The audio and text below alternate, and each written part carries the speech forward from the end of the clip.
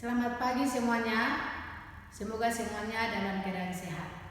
Pada pagi hari ini kita sudah pertemuan terakhir dalam pelajaran kita PKN semester ganjil tahun pelajaran 2020-2021.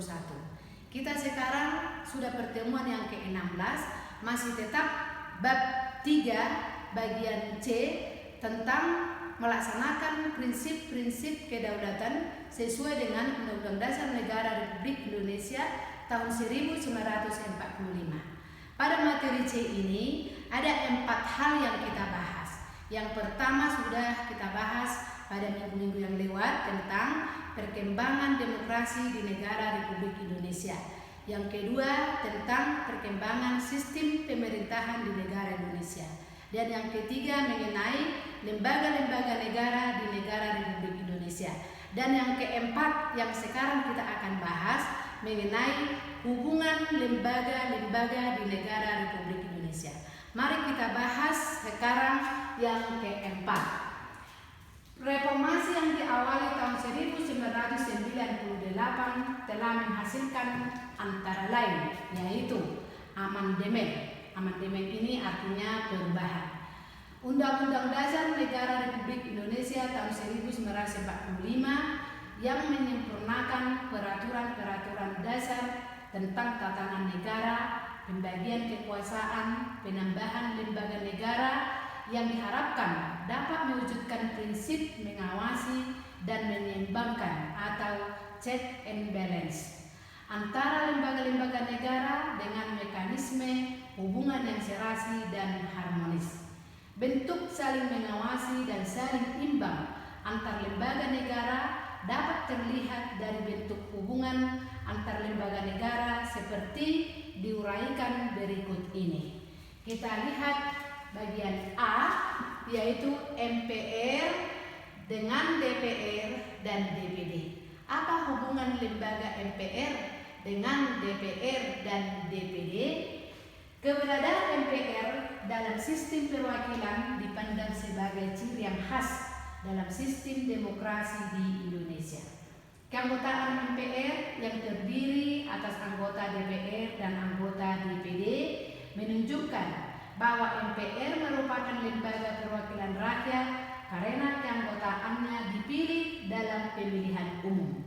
Unsur anggota DPR merupakan representasi rakyat melalui partai politik, sedangkan unsur anggota DPD merupakan representasi rakyat dari daerah untuk memperjuangkan kepentingan daerah.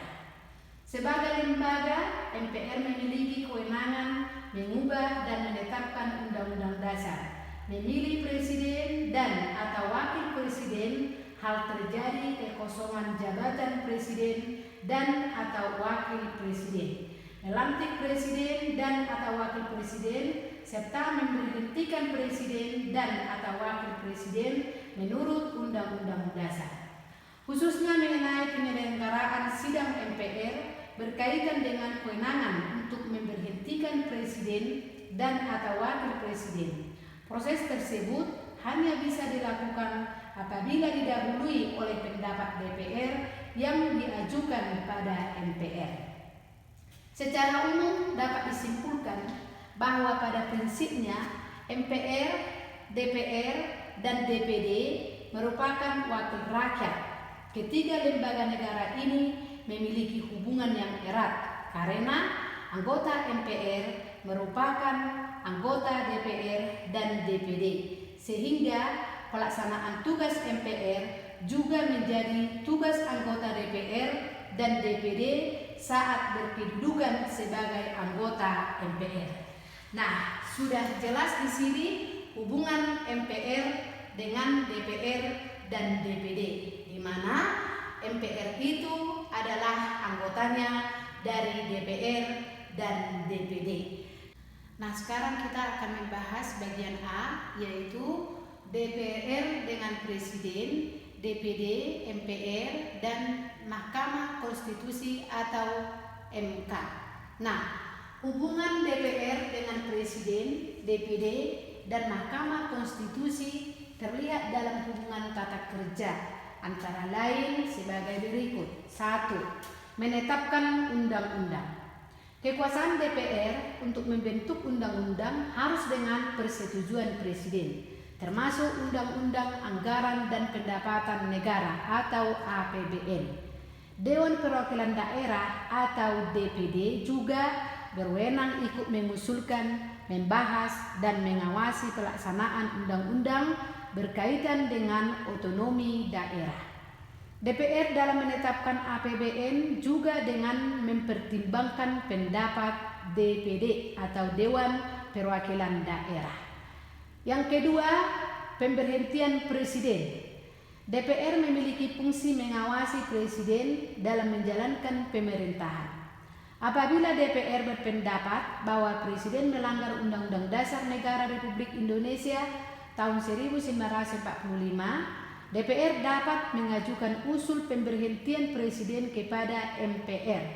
Namun sebelumnya, usul tersebut harus melibatkan Mahkamah Konstitusi untuk memeriksa dan mengadilinya. DPR berwenang mengajukan 3 anggota Mahkamah Konstitusi, sedangkan Mahkamah Konstitusi berwenang mengadili sengketa kewenangan lembaga negara, termasuk DPR. Nah, dari kedua tugas yang dilaksanakan oleh DPR bersama Presiden, sudah jelas kita bahas tadi bahwa DPR membuat undang-undang itu atas persetujuan daripada Presiden, dan DPR untuk mengawasi jalannya pemerintahan yang dilaksanakan oleh Presiden. Nah, sekarang kita akan membahas yaitu DPD dan BPK. DPD ini adalah Dewan Perwakilan Daerah dan Badan Pemeriksa Keuangan. Kita lihat di sini, berdasarkan ketentuan Undang-Undang Dasar Negara Republik Indonesia tahun 1945, DPD menerima hasil pemeriksaan Badan Pemeriksa Keuangan dan memberikan pertimbangan untuk pemilihan anggota BPK kepada DPR. Ketentuan ini memberikan hak kepada DPD untuk pemilihan anggota BPK kepada DPR, menjadikan hasil laporan keuangan BPK sebagai bahan dalam rangka melaksanakan tugas dan kewenangan yang dimilikinya, dan untuk turut menentukan keanggotaan BPK dalam proses pemilihan anggota BPK. Di samping itu, laporan BPK akan dijadikan sebagai bahan untuk mengajukan usul dan pertimbangan berkenaan dengan rancangan Undang-Undang Anggaran Pendapatan Belanja Negara atau APBN. Nah, dalam masalah hubungan DPD dengan BPK sudah jelas tadi kita lihat. Nah, kita akan melanjutkan hubungan Mahkamah Agung dengan lembaga negara lainnya. Pada pasal 24 ayat 2 Undang-Undang Dasar Negara Republik Indonesia tahun 1945 dikatakan bahwa kekuasaan kehakiman dilakukan oleh Mahkamah Agung dan badan peradilan di bawahnya serta oleh sebuah Mahkamah Konstitusi. Ketentuan tersebut menyatakan puncak kekuasaan kehakiman dan kedaulatan hukum ada pada Mahkamah Agung dan Mahkamah Konstitusi. Mahkamah Agung merupakan lembaga yang mandiri dan harus bebas dari pengaruh cabang-cabang kekuasaan lain. Dalam hubungannya dengan Mahkamah Konstitusi, Mahkamah Agung mengajukan 3 orang hakim konstitusi untuk ditetapkan sebagai hakim di Mahkamah Konstitusi. Presiden selaku kepala negara memiliki kewenangan yang pada prinsipnya merupakan kekuasaan kehakiman, yaitu memberikan gerasi, rehabilitasi, amnesti, dan abolisi. Namun, wewenang ini harus dengan memperhatikan pertimbangan Mahkamah Agung. Untuk gerasi dan rehabilitasi, sementara itu untuk amnesti dan abolisi, Presiden harus memperhatikan pertimbangan DPR. Pemilihan dan pengangkatan anggota Mahkamah Agung melibatkan 3 lembaga negara lain, yaitu Komisi Yudisial, DPR, dan Presiden. Komisi Yudisial yang mengusulkan kepada DPR, kemudian DPR memberikan persetujuan yang selanjutnya diresmikan oleh Presiden. Komisi Yudisial juga menjaga dan menegakkan kehormatan, keluhuran martabat, dan perilaku hakim.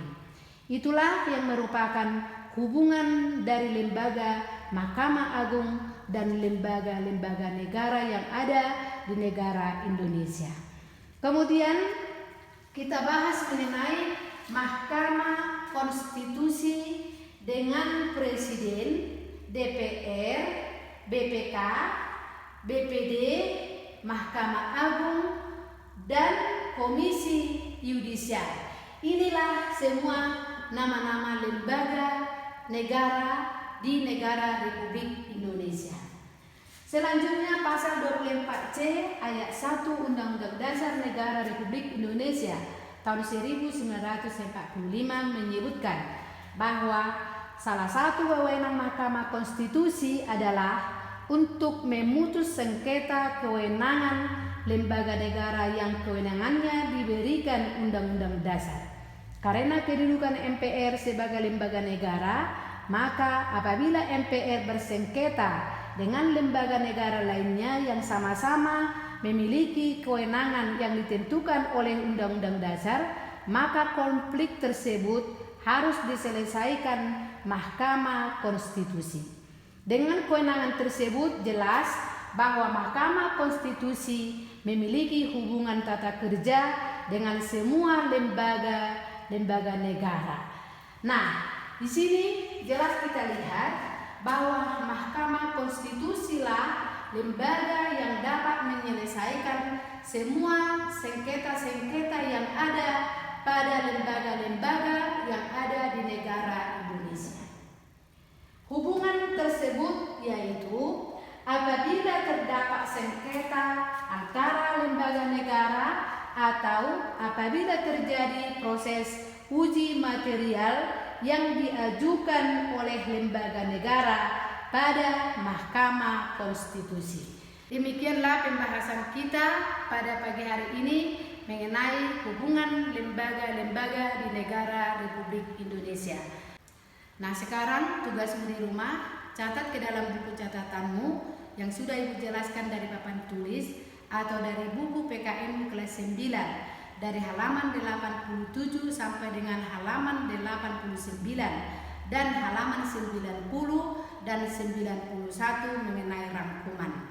Selamat mengerjakan dan hafalkan semua yang sudah kita pelajari karena minggu depan kita sudah akan melaksanakan ujian semester ganjil. Terima kasih.